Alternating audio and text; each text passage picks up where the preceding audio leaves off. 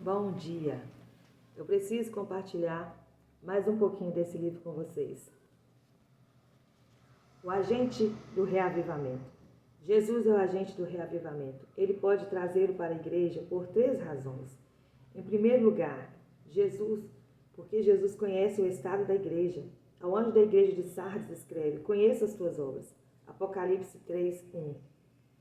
Jesus conhece as obras da igreja, Ele conhece a nossa vida, nosso passado, nossos atos, nossas motivações. Seus olhos são como chama de fogo. Ele vê tudo e a todos. Ele sonda. Jesus vê que a igreja de Esmirna é pobre, mas aos olhos de Deus é rica.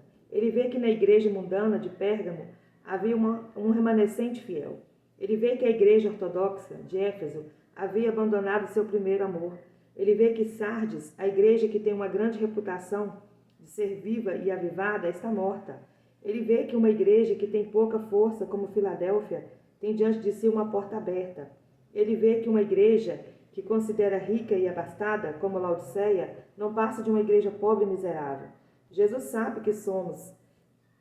Ele sabe quem somos e como estamos e do que precisamos. Em segundo lugar, Jesus pode trazer reavivamento para a igreja, porque Ele é o seu dono. Ao anjo da igreja de Sardes, Ele escreve essas coisas e diz: aquele que tem as 7 estrelas, Apocalipse 3:1. Ele tem as 7 estrelas, as estrelas são os anjos das 7 igrejas. Elas representam as próprias igrejas. As estrelas estão nas mãos de Jesus. A igreja pertence a Ele, que a controla e tem autoridade e poder para restaurá-la. Ele disse que as portas do inferno não prevaleceriam contra a igreja. Ele pode levantar a igreja das cinzas. Ele tem tudo em suas mãos. Cristo é o dono da igreja. Ele tem cuidado dela. Ele a exorta, consola, cura e a restaura. Em terceiro lugar, Jesus é quem reaviva a igreja por meio do seu Espírito. Ao anjo da igreja de Sardes escreve essas coisas: aquele que tem os 7 Espíritos de Deus, Apocalipse 3:1. Jesus tem e oferece a plenitude do Espírito Santo à igreja. O problema da igreja de Sardes era a morte espiritual. Cristo é o que tem o Espírito Santo, o único que pode dar vida. A igreja precisa passar por um avivamento ou enfrentar um sepultamento.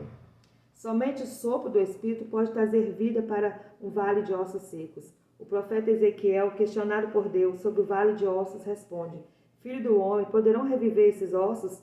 O Senhor Deus, tu sabes. Ezequiel 37:3. Uma igreja morta, enferma e sonolenta precisa ser reavivada pelo Espírito Santo.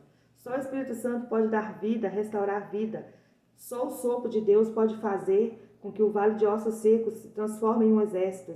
Jesus é aquele que tem o Espírito e o derrama sobre a sua igreja. É pelo poder do Espírito que a igreja se levanta da morte, do sono, do mundanismo para servir a Deus com entusiasmo. Jesus é quem envia o Espírito à igreja para reavivá-la. O Espírito Santo é o Espírito de vida para uma igreja morta. Quando Ele sopra, a igreja morta e moribunda levanta-se. Quando Ele sopra, nossa adoração formal passa a ter vida exuberante. Quando Ele sopra, os crentes têm deleite na oração. Quando Ele sopra, os crentes são tomados por uma alegria indizível. Quando Ele sopra, os crentes testemunham de Cristo com poder.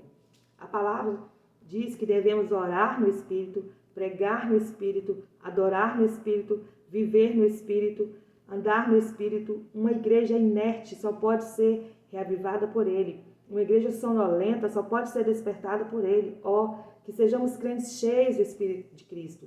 Uma coisa é possuir o Espírito, outra coisa é ser possuído por Ele. Uma coisa é ser habitado pelo Espírito, outra coisa é ser cheio do Espírito.